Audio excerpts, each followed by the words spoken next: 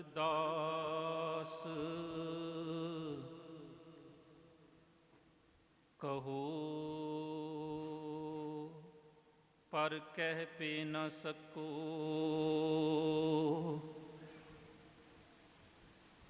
ਸਰਬ ਚਿੰਤ ਤੁਝ ਪਾਸ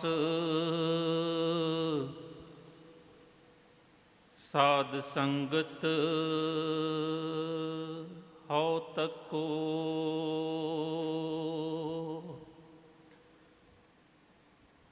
ਤੇਰਾ ਹੁਕਮ ਪਵੈ ਨੀਸਾਨ ਤਉ ਕਰੋ ਸਾਹਿਬ ਕੀ ਸੇਵਾ।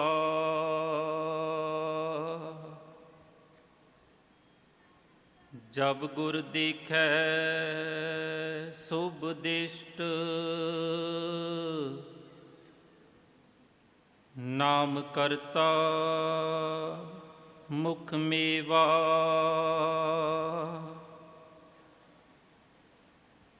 ਅਗਮ ਅਲਖ ਕਾਰਨ ਪੁਰਖ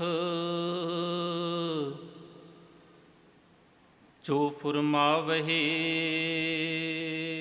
ਸੋ ਕਹੋ।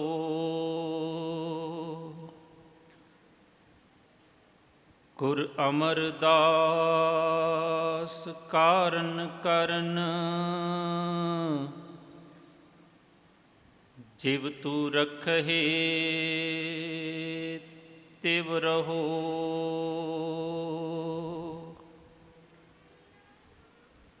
ਧੰਨ ਧੰਨ ਸ਼੍ਰੀ ਗੁਰੂ ਗ੍ਰੰਥ ਸਾਹਿਬ ਜੀ ਦੀ ਪਾਵਨ ਹਜ਼ੂਰੀ ਅੰਦਰ ਸੰਤ ਬਾਬਾ ਸੁੱਚਾ ਸਿੰਘ ਉਹਨਾਂ ਦੀ ਬਰਸੀ ਨੂੰ ਮਨਾਉਂਦਿਆਂ ਸਹੀ ਜੀਵਨ ਜਾਂਚ ਪ੍ਰਾਪਤ ਕਰਨ ਦੇ ਵਾਸਤੇ ਇਕੱਤਰ ਸਾਧ ਸੰਗਤ ਜੀਓ, ਗੁਰਬਾਣੀ ਵਿਚਾਰ ਆਰੰਭ ਕਰਨ ਤੋਂ ਪਹਿਲਾਂ ਦਸਵੇਂ ਪਾਤਸ਼ਾਹ ਦੀ ਬਖਸ਼ਿਸ਼ ਗੁਰਫਤਿਹ ਦੀ ਸਾਂਝ ਪਾਈਏ। ਵਾਹਿਗੁਰੂ ਜੀ ਕਾ ਖਾਲਸਾ, ਵਾਹਿਗੁਰੂ ਜੀ ਕੀ ਫਤਿਹ। ਧਰਮ ਦੀ ਯਾਤਰਾ ਦੀਆਂ ਅਵਸਥਾਵਾਂ ਨੇ, ਖੰਡ ਨੇ। ਪਹਿਲੇ ਪਾਤਸ਼ਾਹ 5 ਬਿਆਨ ਕਰਦੇ ਨੇ। ਗੁਰੂ ਰਾਮਦਾਸ ਜੀ ਮਹਾਰਾਜ 4 ਲਾਵਾਂ ਬਿਆਨ ਕਰਦੇ ਨੇ। ਪਰ ਇੱਕ ਅਵਸਥਾ ਪਹਿਲੀ ਲਾਮ ਤੋਂ ਪਹਿਲਾਂ ਦੀ ਵੀ ਹੈ। ਕਬੀਰ ਜੀ ਵੀ ਬਿਆਨ ਕਰਦੇ ਨੇ। ਅਵਸਥਾ ਦੇ ਨਾਲ ਨਾਮ ਵੀ ਬਦਲ ਜਾਂਦੇ ਨੇ, ਅਵਸਥਾ ਵੀ ਬਦਲ ਜਾਂਦੀ। ਕਿਸ ਤਰ੍ਹਾਂ ਦੇ ਨਾਲ ਮਨੁੱਖ ਦੇਖੇ ਮੈਂ ਕਿਹੜੀ ਜਗ੍ਹਾ 'ਤੇ ਖੜ੍ਹਾ ਹੈ। ਸਾਰੀਆਂ ਅਵਸਥਾਵਾਂ ਦੀ ਬਾਰੀਕੀ ਹੈ। ਪਹੁੰਚਣ ਦੇ ਸਾਧਨ ਨੇ। ਹਰੇਕ ਅਵਸਥਾ ਦੇ ਖਤਰੇ ਦਾ ਵੀ ਜ਼ਿਕਰ ਹੈ। ਪਹਿਲੀ ਤੋਂ ਮੈਂ ਦੂਸਰੀ 'ਤੇ ਕਿਸ ਤਰ੍ਹਾਂ ਦੇ ਨਾਲ ਜਾਵਾਂ, ਫਿਰ ਦੂਸਰੀ ਅਵਸਥਾ ਦਾ ਖਤਰਾ ਕੀ ਹੈ, ਦੂਸਰੀ ਤੋਂ ਤੀਸਰੀ 'ਤੇ ਕਿਵੇਂ ਪਹੁੰਚੀਏ, ਤੀਸਰੀ ਦੇ ਵੀ ਖਤਰੇ ਨੇ। ਸਾਰੀਆਂ ਅਵਸਥਾਵਾਂ ਦੇ ਆਪਣੇ ਨਾਮ ਨੇ, ਆਪਣੇ ਖਤਰੇ ਨੇ।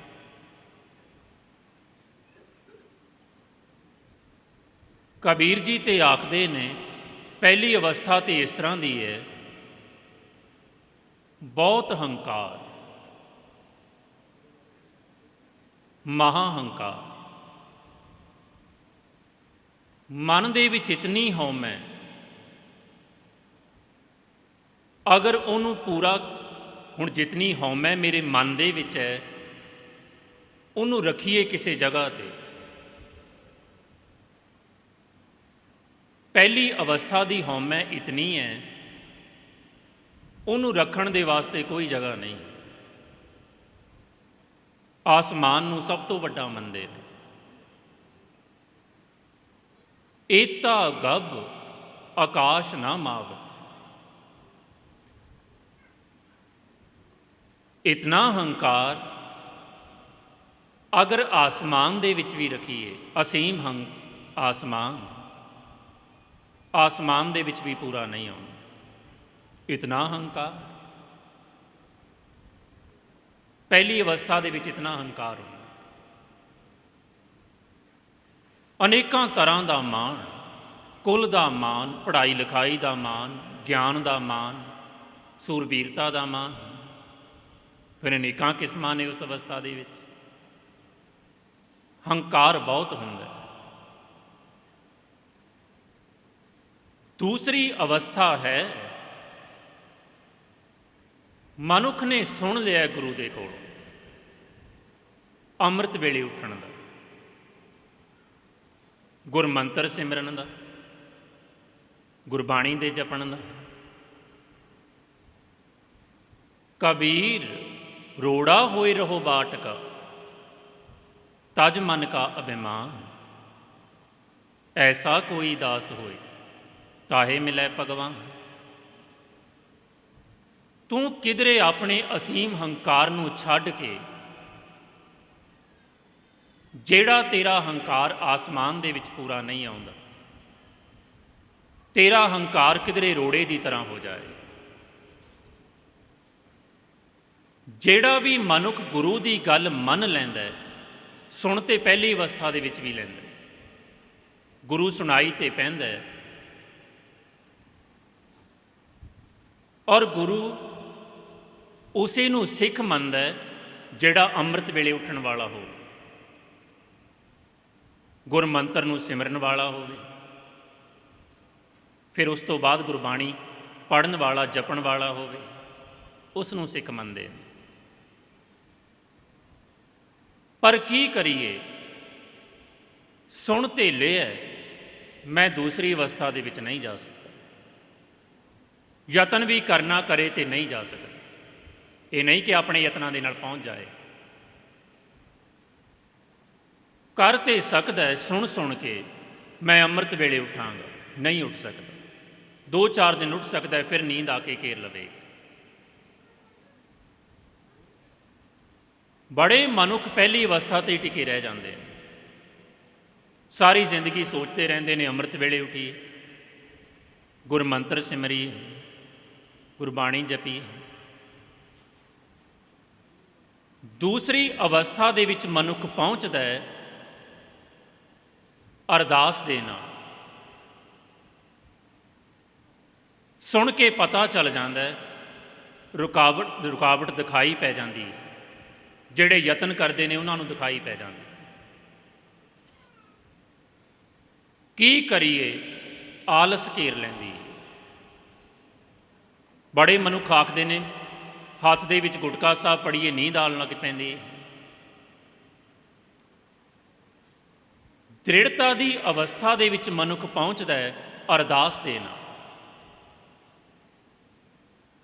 ਵੰਝ ਮੇਰੇ ਆਲਸਾ ਹਰ ਪਾਸ ਬੇਨੰਤੀ, ਹੇ ਪਰਮਾਤਮਾ ਮੇਰੀ ਤੇਰੇ ਅੱਗੋਂ ਅਰਦਾਸ ਹੈ, ਆਲਸ ਨੂੰ ਮੇਰੇ ਤੋਂ ਦੂਰ ਕਰ। ਕੀ ਕਰਾਂ, ਮੇਰੇ ਤੋਂ ਉੱਠਿਆ ਹੀ ਨਹੀਂ ਜਾਂਦਾ ਅੰਮ੍ਰਿਤ ਵੇਲੇ। ਬੜਾ ਸੋਚ ਕੇ ਪੈਨੇ ਐਨ ਅੰਮ੍ਰਿਤ ਵੇਲੇ ਉਠਾਂਗੇ, ਅਲਾਰਮ ਵੀ ਲੱਗੇ ਹੁੰਦੇ ਨੇ, ਫਿਰ ਨੀਂਦ ਆ ਜਾਂਦੀ ਹੈ, ਬੰਦ ਕਰਕੇ ਸੌਂ ਜਾਂਦੇ। ਐਸਾ ਮਨੁੱਖ ਅਰਦਾਸ ਕਰਦਾ ਹੈ, ਹੇ ਪਰਮਾਤਮਾ ਉਂਝ ਤੇ ਬੜੀ ਬਹਾਦਰੀ ਹੈ, ਮਾੜੇ ਕਰਮ ਕਰਨੇ ਹੋਣ ਕਿਧਰੇ, ਮਜ਼ਾਲ ਕਹਿ ਕਿਧਰੇ ਨੀਂਦ ਆ ਜਾਏ ਨੇੜੇ ਤੇੜੇ, ਪਰ ਅੰਮ੍ਰਿਤ ਵੇਲੇ ਨੀਂਦ ਬਹੁਤ ਘੇਰਦੀ ਹੈ। ਜਿਹੜਾ ਮਨੁੱਖ ਇਸ ਤਰ੍ਹਾਂ ਦੀ ਅਰਦਾਸ ਕਰਦਾ, ਦੂਸਰੀ ਅਵਸਥਾ ਦੇ ਵਿੱਚ ਪਹੁੰਚ ਗਏ, ਕਿਸ ਤਰ੍ਹਾਂ ਦੇ ਨਾਲ ਜਾਣੀ ਹੈ? ਇਹ ਪੱਕਾ ਨਿਤਨੇਮੀ ਹੋਵੇਗਾ ਉੱਠਣ ਵਾਲਾ, ਬਿਨਾਂ ਨਾਂਗੇ। ਗੁਰਮੰਤਰ ਸਿਮਰਨਾ ਇਹਦੀ ਰੋਜ਼ ਦੀ ਆਦਤ ਹੋਵੇਗੀ, ਸ਼ੌਕ ਹੋਵੇ, ਮਜਬੂਰੀ ਦੇ ਨਾਲ ਨਹੀਂ, ਬੱਧਾ ਚੱਟੀ ਨਹੀਂ। ਕਿਸ ਦਿਨ ਮਨੁੱਖ ਜਾਣੇ ਮੈਂ ਦੂਸਰੀ ਅਵਸਥਾ ਦੇ ਵਿੱਚ ਪਹੁੰਚ ਗਿਆ। ਜਿਸ ਦਿਨ ਸਵੇਰ ਵੇਲੇ ਜਪਣ ਦਾ ਚਾਅ ਪੈਦਾ ਹੋਵੇ, ਬਿਨਾਂ ਚਾਅ ਤੋਂ ਨਹੀਂ। ਚੌਥਾ ਪਹਿਰ ਸਬਾਹ ਕੈ ਸੁਰਤਿਆਂ ਉਪਜਿਆ ਚਾਓ।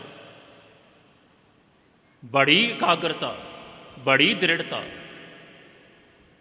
ਬੜੇ ਚਾਅ ਦੇ ਨਾਲ ਉੱਠ ਰਹੇ ਅੰਮ੍ਰਿਤ ਵੇਲੇ। ਇਹ ਮਨੁੱਖ ਦੂਸਰੀ ਅਰਦਾਸ ਇਹਦੀ ਪ੍ਰਵਾਨ ਹੋ ਗਈ ਹੈ, ਇਹ ਦੂਸਰੀ ਅਵਸਥਾ ਦੇ ਵਿੱਚ ਪਹੁੰਚ ਗਿਆ। ਇਸ ਅਵਸਥਾ ਤੇ ਪਹੁੰਚਦੇ ਜਾਂਦੇ ਨੇ ਕਈ ਮਨੁੱਖ, ਕਈ ਐਸੇ ਅਵਸਥਾ ਤੇ ਹੀ ਰੁਕ ਜਾਂਦੇ। ਕਬੀਰ ਰੋੜਾ ਹੁਆ ਤੋ ਕਿਆ ਭਇਆ, ਪੰਥੀ ਕੋ ਦੁੱਖ ਦੇ। ਠੀਕ ਹੈ, ਤੂੰ ਦੂਸਰੀ ਅਵਸਥਾ ਤੇ ਪਹੁੰਚ ਤੇ ਗਿਆ, ਪਰ ਤੂੰ ਹੋ ਸਕਦਾ ਦੂਸਰਿਆਂ ਦੇ ਵਾਸਤੇ ਦੁੱਖ ਦੇਣ ਵਾਲਾ ਬਣ ਜਾਏ। ਜਿਹੜਾ ਮਨੁੱਖ ਅੰਮ੍ਰਿਤ ਵੇਲੇ ਉੱਠਣ ਲੱਗ ਪਿਆ, ਗੁਰਮੰਤਰ ਜਪਣ ਲੱਗ ਪਿਆ, ਬਾਣੀ ਜਪਣ ਲੱਗ ਪਿਆ, ਬੜਾ ਗਿਆਨ ਉਹਨੂੰ, ਇਤਿਹਾਸ ਉਹਨੂੰ ਪਤਾ ਚੱਲ ਜਾਂਦਾ ਹੈ, ਗੁਰਬਾਣੀ ਦੇ ਪ੍ਰਮਾਣ ਪਤਾ ਚੱਲ ਜਾਂਦੇ ਨੇ। ਇਸ ਅਵਸਥਾ ਦਾ ਖਤਰਾ ਵੀ ਹੈ ਕਿ ਬਸ ਤੂੰ ਕਿਸੇ ਨੂੰ ਵੀ ਉਪਦੇਸ਼ ਨਾ ਕਰ, ਨਾ ਅੰਮ੍ਰਿਤ ਕਿਸੇ ਵੀ ਤਰ੍ਹਾਂ ਦਾ ਦੂਸਰੇ ਤੇ ਧਿਆਨ ਨਾ ਲੈ ਕੇ ਜਾ। ਅਕਸਰ ਬੜੇ ਮਨੁੱਖ ਫਿਰ ਦੂਸਰਿਆਂ ਨੂੰ ਉਪਦੇਸ਼ ਕਰਨ ਲੱਗ ਪੈਂਦੇ ਨੇ। ਕਬੀਰ ਜਿਹੜਾ ਤੇਰਾ ਰਸ ਬਣਿਆ ਅੰਮ੍ਰਿਤ ਵੇਲੇ ਉੱਠ ਕਰਕੇ, ਗੁਰਮੰਤਰ ਨੂੰ ਸਿਮਰਨ ਕਰਕੇ, ਬਾਣੀ ਦੇ ਜਪਣ ਕਰਕੇ, ਤੂੰ ਇਹਨੂੰ ਨਸ਼ਟ ਵੀ ਕਰ ਸਕਦਾ। ਦੂਸਰਿਆਂ ਨੂੰ ਉਪਦੇਸ਼ ਕਰਨ ਲੱਗ ਪਵੇਂ।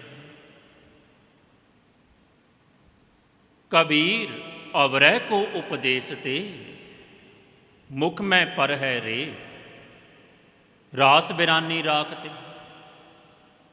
ਤੂੰ ਦੂਸਰਿਆਂ ਦੀ ਫਿਕਰ ਕਰਨ ਲੱਗ ਪਵੇਂ, ਤੂੰ ਪੰਥ ਦੀ ਫਿਕਰ ਕਰਨ ਲੱਗ ਪਵੇਂ, ਇਹਦਾ ਖਤਰਾ ਵੀ ਹੈ। ਬੜੇ ਮਨੁੱਖ ਇਸ ਪਾਸੇ ਚੱਲ ਪੈਂਦੇ।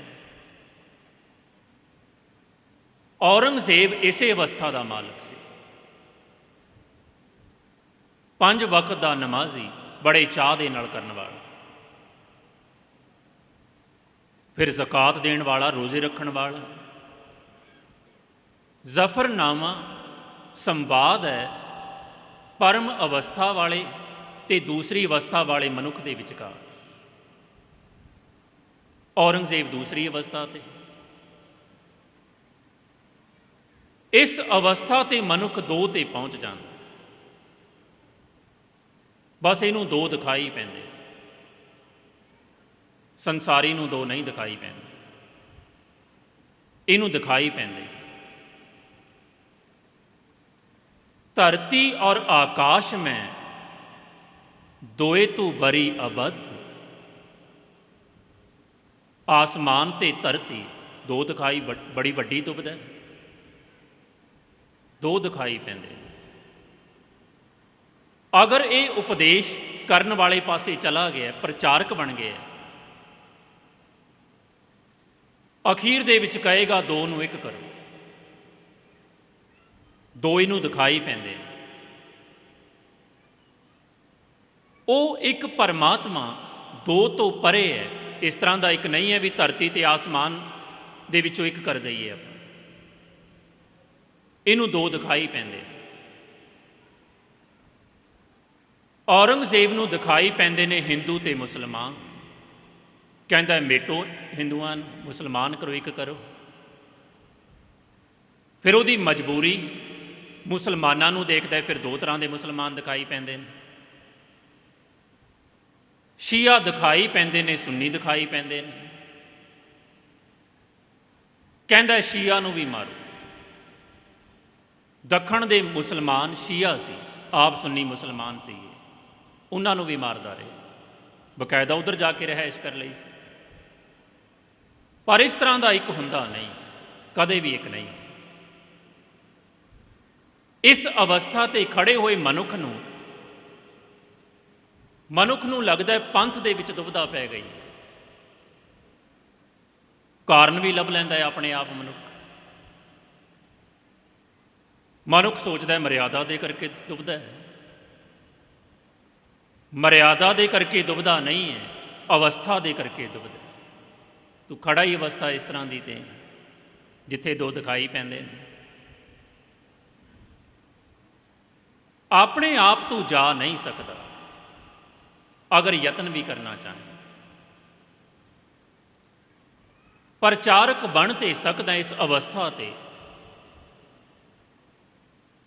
ਤੇਰਾ ਸਾਰੇ ਦਾ ਸਾਰਾ ਪ੍ਰਚਾਰ ਦੂਜਿਆਂ ਨੂੰ ਦੁੱਖ ਦੇਣ ਵਾਲਾ ਹੋਵੇ, ਹੋਰ ਕੁਝ ਵੀ ਨਹੀਂ।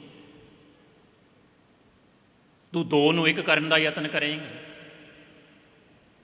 ਇੱਕ ਹੁੰਦਾ ਨਹੀਂ ਹੈ। ਆਲਮਾਂ ਦਾ ਆਲਮ ਅਲਾਮਾ ਇਕਬਾਲ, ਉਹਨੂੰ ਆਖਦੇ ਨੇ ਸਿਆਣਿਆਂ ਦਾ ਸਿਆਣਾ। ਉਹ ਵੀ ਇਸ ਅਵਸਥਾ ਦਾ ਜ਼ਿਕਰ ਕਰਦਾ ਹੈ। ਫਾਰਸੀ ਦੇ ਵਿੱਚ ਕਥਾਕਾਰ ਨੂੰ ਵਾਇਜ਼ ਆਖਦੇ ਨੇ। ਇਹ ਕਹਿੰਦਾ ਹੈ, ਅਜਬ ਵਾਇਜ਼ ਕੀ ਦੀਦਾਰੀ ਹੈ ਯਾ ਰੱਬ, ਅਦਾਵਤ ਹੈ ਇਸੇ ਸਾਰੇ ਜਹਾਂ ਸੇ। ਕਹਿੰਦਾ ਮੈਂ ਦੇਖਿਆ ਬੜਾ ਹੈਰਾਨਕੁਨ ਪ੍ਰਚਾਰਕ, ਇਹਦੀ ਦੁਸ਼ਮਣੀ ਸਾਰੇ ਜਹਾਨ ਦੇ ਨਾਲ। ਦੂਜਿਆਂ ਦੇ ਨਾਲ ਤੇ ਹੁੰਦੀ ਹੈ, ਇਸ ਦੀ ਆਪਣੇ ਨਾਲ ਵੀ ਹੁੰਦੀ ਹੈ। ਆਪਣੇ ਪੰਥ ਨੂੰ ਵੀ ਤੂੰ ਦੇਖੇ, ਹੁਣ ਦਰਬਾਰ ਸਾਹਿਬ ਨੂੰ ਵੀ ਅਗਰ ਇਹ ਮਨੁੱਖ ਦੇਖਣ, ਇਸ ਅਵਸਥਾ 'ਤੇ ਖੜੇ ਹੋਏ ਮਨੁੱਖ, ਸਰੋਵਰਾਂ 'ਤੇ ਕਿੰਤੂ ਪਰੰਤੂ, ਦਰਬਾਰ ਸਾਹਿਬ ਦੀ ਇਮਾਰਤ 'ਤੇ ਕਿੰਤੂ ਪਰੰਤੂ, ਬਸ ਕਹਿਣਗੇ ਗੁਰੂ ਗ੍ਰੰਥ ਸਾਹਿਬ ਮਹਾਨ ਨੇ। ਸੁਣਨ ਵਾਲੇ ਨੂੰ ਵੀ ਬੜਾ ਵਧੀਆ ਲੱਗਦਾ, ਪਰ ਉਹਨਾਂ 'ਤੇ ਕੋਈ ਸਵਾਲ ਕਰੇ, ਜੋ ਗੁਰੂ ਗ੍ਰੰਥ ਸਾਹਿਬ ਮਹਾਨ ਨੇ, ਉਸੇ ਦੀ ਚੌਥੀ ਜੋਤ ਨੇ ਤੇ ਸਰੋਵਰ ਬਣਾਇਆ, ਉਸੇ ਪੰਜਵੇਂ ਜੋਤ ਨੇ ਤੇ ਦਰਬਾਰ ਸਾਹਿਬ ਬਣਾਇਆ ਵੀ ਪੂਰੇ ਨੇ। ਆਪ ਹੀ ਤੁਸੀਂ ਆਖੀ ਜਾਂਦੇ ਹੋ, ਪੂਰੇ ਕਾ ਕੀਆ ਸਭ ਕਿਛ ਪੂਰਾ, ਘਾਟ ਵਾਧ ਕਿਛ ਨਾਹੀ। ਫਿਰ ਆਪ ਹੀ ਕਿੰਤੂ ਪਰੰਤੂ। ਪਰ ਮਜਬੂਰੀ ਹੈ ਉਹਨਾਂ ਦੀ, ਇਸ ਅਵਸਥਾ ਦੀ ਮਜਬੂਰੀ ਹੈ। ਇੱਕ ਨੂੰ ਦੇਖ ਹੀ ਦੋ ਦਿਖਾਈ, ਆਪਣੇ ਪੰਥ ਦੇ ਵਿੱਚ ਵੀ ਦੋ ਦਿਖਾਈ ਪੈਂਦੇ ਨੇ। ਫਿਰ ਉਹਨਾਂ ਨੂੰ ਆਖੇ ਅਸੀਂ ਸਿੱਖਾਂ ਨੇ ਤੇ ਬਣਾਇਆ ਨਹੀਂ ਹੈ ਦਰਬਾਰ ਸਾਹਿਬ, ਨਾ ਹੀ ਸਿੱਖਾਂ ਨੇ ਸਰੋਵਰ ਬਣਾਇਆ ਗੁਰੂ ਨੇ। ਫਿਰ ਗੁਰੂ ਦੀ ਬਣਾਈ ਚੀਜ਼ ਦੇ ਵਿੱਚ ਵੀ ਕੋਈ ਊਣਤਾਈ ਹੁੰਦੀ ਹੈ। ਪਰ ਕੀ ਕਰੀਏ, ਇਸ ਅਵਸਥਾ ਦੀ ਮਜਬੂਰੀ ਇਹੀ। ਅਜਬ ਵਾਇਜ਼ ਕੀ ਦੀਦਾਰੀ ਹੈ ਯਾ ਰੱਬ, अदावत है इसे सारे जहां से। कोई आज तक ये ना समझा कि इंसान कहाँ जाता है, आता है कहाँ से। फिर जो अगे बयान करता है, वहीं से रात को जुल्मत मिली है। कहता है रात नूं हनेरा उसी जगह तो मिले, चमक तारों ने पाई है जहां से। जिथों तारियां नूं चमक मिली है, उतों ही रात नूं हनेरा मिले। परमात्मा इस तो परे है, एक इस तो परे। बड़ी बारीक हैं वाइज की चालें। इस अवस्था दे प्रचारक बड़े चालबाज होंगे। एक करना, औरंगजेब भी कहता एक करना, एक करो। बड़ी बारीक है वाइज की चाल, बड़ी बारीक चालां ने इस तरह के मनुखों दी। कबीर आखदे ने किसी नूं भी उपदेश ना दे, अगर देण दा यतन करेगा ठीक है, तेरे अंदर दृढ़ता हो गई है, तू दूसरी अवस्था ते है, तू ਤੂੰ ਅੰਮ੍ਰਿਤ ਵੇਲੇ ਉੱਠਣ ਵਾਲਾ ਹੈ, ਗੁਰਮੰਤਰ ਨੂੰ ਜਪਣ ਵਾਲਾ ਹੈ, ਬਾਣੀ ਪੜ੍ਹਨ ਵਾਲਾ ਹੈ। ਚਾਨਣ ਤੇਰੀ ਜ਼ੁਬਾਨ ਤੇ ਹੈ, ਅੰਦਰ ਨਹੀਂ ਵਸਿਆ ਹਜੇ ਤੇਰੇ। ਮਨ ਕੇ ਅੰਧੇ ਆਪ ਨਾ ਬੂਝੋ, ਕਾਹੇ ਬੁਝਾਵੋ ਪਾਏ। ਮਨ ਦੇ ਤਲਤੇ ਤੇ ਹਨੇਰਾ ਹੀ ਹਨੇਰਾ ਹੈ। ਆਪ ਤੂੰ ਪਰਮਾਤਮਾ ਤੱਕ ਪਹੁੰਚਿਆ ਨਹੀਂ ਹੈ ਔਰ ਦੂਸਰਿਆਂ ਨੂੰ ਦੱਸਣ ਲੱਗ ਪਏ। ਮਾਇਆ ਕਾਰਨ ਵਿਦਿਆ ਵਿੱਚ ਜਨਮ ਅਬਿਰਤਾ ਜਾਏ। ਤੇਰਾ ਜਨਮ ਵਿਅਰਥ, ਤੂੰ ਬੜੇ ਫਸਾਦ ਪੈਦਾ ਕਰਨਾ ਕਰੇਂਗਾ। ਕਿਸੇ ਨੂੰ ਵੀ ਤੂੰ ਉਪਦੇਸ਼ ਨਾ ਦੇਣਾ। ਪਹਿਲੀ ਅਵਸਥਾ ਤੇ ਅਸੀਮ ਹੰਕਾਰ ਆਪਣੇ ਆਪ ਹੈ। ਅਰਦਾਸ ਦੇ ਨਾਲ ਤੂੰ ਦੂਸਰੀ ਤੇ ਪਹੁੰਚ ਗਿਆ, ਦ੍ਰਿੜਤਾ ਤੇ ਪਹੁੰਚ ਗਿਆ। ਤੀਸਰੀ ਤੇ ਪਹੁੰਚਦਾ ਹੈ ਮਨੁੱਖ ਪ੍ਰਸਾਦ ਦੇ ਨਾਲ। ਆਪਣੇ ਆਪ ਨਹੀਂ ਮਾਰ ਸਕਦਾ ਮਨੁੱਖ ਦੁਬਦਾ। ਇਹ ਨਹੀਂ ਕਿ ਮੈਂ ਇੱਕ ਕਰ ਲਵਾਂ। ਇਸ ਤਰ੍ਹਾਂ ਦੇ ਵਿਅਰਥ ਦੇ ਯਤਨ ਮਨੁੱਖ ਕਰਦੇ ਰਹਿੰਦੇ ਨੇ। ਗੁਰ ਦੁਬਦਾ ਜਾ ਕੀ ਹੈ ਮਾਰੀ, ਮਾਰਦਾ ਗੁਰੂ ਦੁਬਦਾ। ਉਸ ਦੀ ਮਾਰਦਾ ਜਿਹਦੇ ਤੇ ਕਿਰਪਾ ਕਰਦਾ, ਉਂਝ ਨਹੀਂ। ਬਸ ਤੂੰ ਦੋ ਤੇ ਪਹੁੰਚ ਸਕਦਾ, ਦੋ ਨੂੰ ਇੱਕ ਕਰਨ ਦਾ ਵਿਅਰਥ ਯਤਨ ਕਰ ਸਕਦਾ, ਇਸ ਤੋਂ ਅੱਗੇ ਨਹੀਂ ਜਾ ਸਕਦਾ। ਜਿਹੜਾ ਮਨੁੱਖ ਦੂਸਰੀ ਅਵਸਥਾ ਤੇ ਪਹੁੰਚ ਕੇ ਉਹਨੇ ਬਿਲਕੁਲ ਵੀ ਪ੍ਰਚਾਰ ਨਹੀਂ ਕੀਤਾ,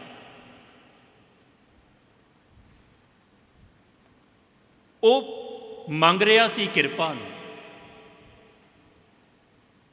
ਔਰ ਜਿਹੜਾ ਆਪਣੀ ਸਾਧਨਾ ਨੂੰ ਵੀ ਇਹ ਆਖਦਾ ਸੀ ਅਗਰ ਕਿਸੇ ਦਿਨ ਨਹੀਂ ਹੋ ਸਕੀ, ਇੱਕ ਅੱਧ ਦਿਨ ਰਹਿ ਗਿਆ, ਆਪਣੇ ਤੇ ਲੈਂਦਾ ਸੀ। ਜਦ ਹੋ ਜਾਂਦੀ ਸੀ ਫਿਰ ਕਿਰਪਾ ਦਾ ਜ਼ਿਕਰ ਕਰਦਾ ਸੀ। ਇਹ ਮਨੁੱਖ ਤੀਸਰੀ ਅਵਸਥਾ ਤੇ ਪਹੁੰਚਦੇ ਨੇ। ਅਕਸਰ ਮਨੁੱਖ ਉਹਨਾਂ ਦੀ ਬੋਲਚਾਲ ਸੁਣੇ ਮਨੁੱਖ, ਜਦ ਕਿਰਪਾ ਹੋਵੇਗੀ ਅੰਮ੍ਰਿਤ ਛਕਾਂਗੇ, ਜਦ ਕਿਰਪਾ ਹੋਵੇਗੀ ਇਹ ਕਰਾਂਗੇ। ਕਰਦੇ ਤੇ ਕੁਝ ਵੀ ਨਹੀਂ ਨੇ, ਜ਼ਿਕਰ ਕਿਰਪਾ ਦਾ ਕਰਦੇ ਨੇ। ਜਿਹੜੇ ਬਹੁਤ ਕਰਨ ਵਾਲੇ ਹੁੰਦੇ ਨੇ ਉਹ ਆਪਣੇ ਤੇ ਲੈ ਲੈਂਦੇ ਨੇ, ਮੈਂ ਅੰਮ੍ਰਿਤ ਵੇਲੇ ਉੱਠਣ ਵਾਲਾ, ਮੈਂ ਇਸ ਤਰ੍ਹਾਂ ਦਾ ਕਰਨ ਵਾਲਾ, ਮੈਂ ਉਹ ਕਰਨ ਵਾਲਾ। ਤੀਸਰੀ ਅਵਸਥਾ ਤੇ ਉਹ ਮਨੁੱਖ ਪਹੁੰਚਦੇ ਨੇ, ਅਗਰ ਨਾ ਹੋ ਸਕੇ ਆਪਣੇ ਤੇ ਲੈਣਾ, ਅਗਰ ਹੋ ਜਾਏ ਫਿਰ ਕਿਰਪਾ ਦਾ ਜ਼ਿਕਰ ਕਰਨਾ। ਬਾਬਾ ਫਰੀਦ ਮੁਸਲਮਾਨ ਨੇ 5 ਵਕਤ ਦੇ ਨਮਾਜ਼ੀ, ਨਮਾਜ਼ ਅਦਾ ਨਹੀਂ ਹੋਈ ਆਪਣੇ ਤੇ ਲੈਂਦੇ ਨੇ। ਫਰੀਦਾ ਬੇਨਮਾਜ਼ਾ ਕੁੱਤਿਆ, ਇਹ ਨਾ ਭਲੀ ਰੀ, ਕਬ ਹੀ ਚੱਲ ਨਾ ਆਇਆ 5 ਵਕਤ ਮਜ਼ੀ। ਸਖਤ ਸ਼ਬਦ ਵੀ ਵਰਤ ਲੈਣੇ ਆਪਣੇ ਤਾਂ, ਪਰ ਆ ਗਏ हैं, ਹੋ ਗਈ ਹੈ, ਫਿਰ ਕਹਿਣਾ ਤੁਮਰੀ ਕਿਰਪਾ ਤੇ ਭਇਓ ਸਾਧ ਸੰਗ, ਇਹ ਕਾਰਜ ਤੁਮ ਆਪ ਕੀ। ਹੇ ਪਰਮਾਤਮਾ, ਅੱਜ ਤੇਰੀ ਮੇਰੇ ਤੇ ਬੜੀ ਕਿਰਪਾ ਸੀ। ਮੈਂ ਸਤ ਸੰਗਤ ਦੇ ਵਿੱਚ ਆ ਗਿਆ, ਮੈਂ ਅੰਮ੍ਰਿਤ ਵੇਲੇ ਉੱਠ ਪਿਆ, ਮੈਂ ਗੁਰਮੰਤਰ ਜਪ ਲਿਆ, ਮੈਂ ਨਿਤ ਬਾਣੀ ਪੜ੍ਹ ਲਈ ਹੈ, ਮੈਂ ਸੇਵਾ ਕਰ ਲਈ ਹੈ। ਅੱਜ ਤੇਰੀ ਮੇਰੇ ਤੇ ਬੜੀ ਕਿਰਪਾ ਸੀ। ਸਾਧਨਾ ਵੀ ਮੈਂ ਤੇਰੀ ਕਿਰਪਾ ਦੇ ਨਾਲ ਕੀਤੀ ਹੈ। ਇਹ ਮਨੁੱਖ ਇਹਨਾਂ ਤੇ ਕਿਰਪਾ ਵਾਪਰਦੀ ਹੈ। ਪਰ ਬਹੁਤ ਮਨੁੱਖ ਉਹ ਦੂਸਰੀ ਅਵਸਥਾ ਤੇ ਹੀ ਰਹਿ ਜਾਂਦੇ ਨੇ। ਕਹੋ ਨਾਨਕ ਕਿਰਪਾ ਕਰੇ, ਜਿਸ ਨੂੰ ਇਹ ਵਤ ਦੇ। ਵਤ ਦੇ ਅਰਥ ਨੇ ਵਿਸਥਾਰ, ਵਤ ਸੰਖੇਪ ਹੈ। ਜਗ ਮੈਂ ਉੱਤਮ ਕਾਢੀਏ, ਵਿਰਲੇ ਕਈ ਕੇ। ਇਸ ਤਰ੍ਹਾਂ ਦੇ ਮਨੁੱਖ ਹਰ ਸਮੇਂ ਹੁੰਦੇ। ਜਿਨ੍ਹਾਂ ਤੇ ਕਿਰਪਾ ਵਾਪਰਦੀ ਹੈ। ਅਨਹਦ ਨਾਦ ਇਹਨਾਂ ਨੂੰ ਸੁਣਾਈ ਦੇਣ ਲੱਗ ਪੈਂਦਾ। 18 ਸਿੱਧੀਆਂ ਵੀ ਮਿਲ ਜਾਂਦੀਆਂ ਨੇ। ਕਈ ਫਿਰ ਸਿੱਧੀਆਂ ਦੇ ਵਿੱਚ ਫਸ ਜਾਂਦੇ ਨੇ, ਪਰ ਉਹ ਮਨੁੱਖ ਅੱਗੇ ਜਾਂਦੇ ਨੇ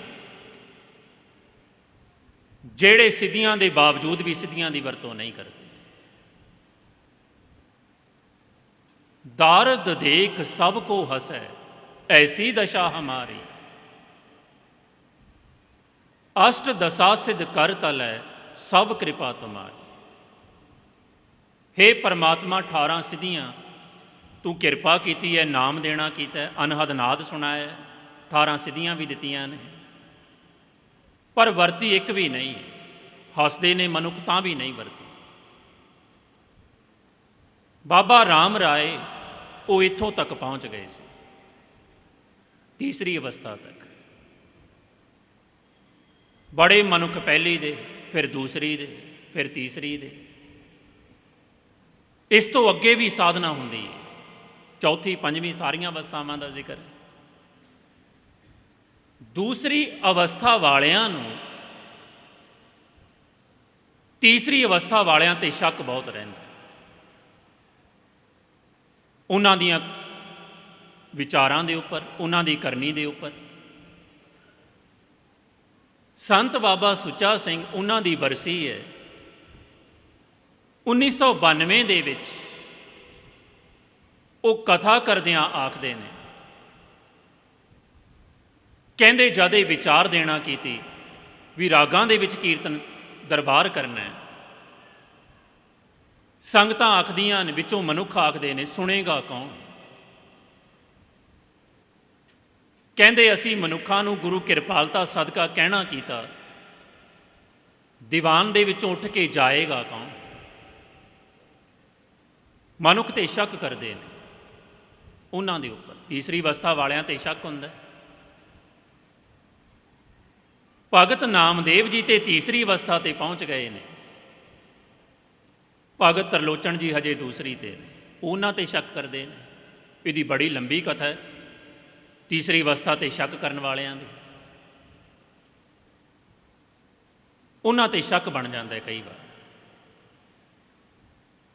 फिर जो उन्हां ने कहना कीता है उस जगह ते कथा करते हैं। गुरु ग्रंथ साहिब की बाणी रागां दे विच है बेशतर, या फिर राग मुक्त है, जैसे जपजी साहब, कबीर जी के सलोक, सवैये, इन्हां दे उपर कोई राग नहीं है। इको गुरु का उपदेश दो तरह का है, राग ते राग मुक्त, पर जथे 4 तरह के बन जाते हैं। पहले तो वो जेड़े गायन भी राग करते हैं, शब्द भी बिल्कुल उस तरह के नाल पढ़ते हैं, वो जथा भी एक तरह का। फिर दूसरा जथा वो है जो शब्द ते गुरु ग्रंथ साहब का पढ़ रहे हैं, पर राग वो पकड़ दे विच नहीं आया, रीत पढ़ रहे हैं, कोई तर्ज पढ़ रहे हैं। तीसरा जथा वो है जिन्हें शब्द नूं भी बदल लिया और राग भी वो कोई समझ दे विच नहीं। एक चौथा जथा भी हो सकता है, राग पढ़ रहा होवे पर धारना पढ़ रहा होवे। 4 तरह की कथा है। सतगुरु आखदे ने 2 तरह की कथा तू ना कर। इस तरह के मनुख आखदे ने कीर्तन करना ते रागां दे विच कर, नहीं फिर शब्द नूं ते तू बिल्कुल भी ना बदल। प्रबल तो उन्हां दी धारना हुंदी है जिहड़े भांडे दे विच जैसी वस्तु सतगुरां ने दिती है बिल्कुल उस तरह की छकनी है, या फिर वस्तु ते तू बिल्कुल उस तरह की छका। उन्होंने उत्थे ये भी कहना कीता कि राग समझना संगत की जिम्मेवारी नहीं है, ये रागी की जिम्मेवारी है। संगत ने तो शब्द सुनना, ये रागी की जिम्मेवारी है। 5 अवस्थावां का जिक्र है। हर एक अवस्था ते हंकार घटदा जांदा है, ਔਰ ਇੱਕ ਦਿਨ ਘਟਦਿਆਂ ਘਟਦਿਆਂ ਜੈਸੇ ਹੰਕਾਰ ਬਿਲਕੁਲ ਖਤਮ ਹੁੰਦਾ ਹੈ, ਉੱਥੇ ਨਿਰੰਕਾਰ ਪ੍ਰਗਟ ਹੁੰਦਾ ਹੈ। ਗੁਰੂ ਹਜ਼ੂਰੀ ਦੇ ਵਿੱਚ ਆਇਆ, ਗੁਰੂ ਕਿਰਪਾਲਤਾ ਸਦਕਾ ਦੂਸਰੀ ਅਵਸਥਾ ਨੂੰ ਪਾਰ ਕਰਦਿਆਂ, ਸਾਧਨਾ ਕਰਦਿਆਂ ਅਖੀਰ ਦੇ ਵਿੱਚ ਇਹੀ ਅਰਦਾਸ ਹੋਵੇ, ਹੇ ਗੁਰੂ ਤੇਰੀ ਕਿਰਪਾ ਦੇ ਸਦਕਾ ਉੱਠੇ, ਤੇਰੀ ਕਿਰਪਾ ਦਾ ਸਦਕਾ ਸਿਮਰਨ ਕੀਤਾ, ਤੇਰੀ ਕਿਰਪਾ ਦੇ ਸਦਕਾ ਬਾਣੀ ਪੜ੍ਹੀ, ਔਰ ਮੰਗ ਵੀ ਮੇਰੀ ਕੇਵਲ ਇੱਕੋ ਹੀ ਹੈ, ਤੁਮ ਮਾਤ ਪਿਤਾ ਹਮ ਬਾਰਿਕ ਤੇਰੇ। ਇਹ ਨਹੀਂ ਕਿ ਮੈਨੂੰ ਦੁਕਾਨ ਚਾਹੀਦੀ ਹੈ, ਇਹ ਪਰਮਾਤਮਾ ਮੈਂ ਬੱਚੇ ਦੀ ਤਰ੍ਹਾਂ, ਤੈਨੂੰ ਪਤਾ ਹੈ ਮੇਰੇ ਵਾਸਤੇ ਕੀ ਚੰਗਾ ਹੈ, ਬਸ ਮੈਨੂੰ ਤੇ ਇਹ ਪਤਾ ਹੈ ਮੇਰੇ ਵਾਸਤੇ ਤੇ ਤੇਰੀ ਕਿਰਪਾ ਹੀ ਚੰਗੀ ਹੈ, ਬਸ ਤੂੰ ਕਿਰਪਾ ਕਰ। ਇਸ ਅਵਸਥਾ ਤੇ ਗੁਰੂ ਕਿਰਪਾਲਤਾ ਸਦਕਾ ਇਹ ਅਵਸਥਾ ਪ੍ਰਾਪਤ ਹੋਵੇ। ਜਹ ਜਾਈਐ ਤਾਹਾਂ ਸੁਹੇਲੇ, ਕਰ ਕਿਰਪਾ ਪ੍ਰਭ ਮੇਲੇ। ਅੰਨ ਜਲ ਜਿੱਥੇ ਵੀ ਲੈ ਜਾਏ, ਹਰ ਜਗ੍ਹਾ ਹਰ ਸਮੇਂ ਦਾ ਆਨੰਦ ਪ੍ਰਾਪਤ ਹੋਵੇ। ਆਪ ਸਮੂਹ ਸਾਧ ਸੰਗਤ ਦਾ, ਸੰਤ ਬਾਬਾ ਅਮੀਰ ਸਿੰਘ ਜੀ ਦਾ ਧੰਨਵਾਦ। ਵਿਚਾਰਾਂ ਕਰਦਿਆਂ ਭੁੱਲਾਂ ਚੁੱਕਾਂ ਹੋ ਜਾਣੀਆਂ ਸੁਭਾਵਿਕ ਨੇ, ਭੁੱਲ ਚੁੱਕ ਦੇ ਲਈ ਮਾਫੀ ਦੇਣੀ। ਵਾਹਿਗੁਰੂ ਜੀ ਕਾ ਖਾਲਸਾ, ਵਾਹਿਗੁਰੂ ਜੀ ਕੀ ਫਤਿਹ।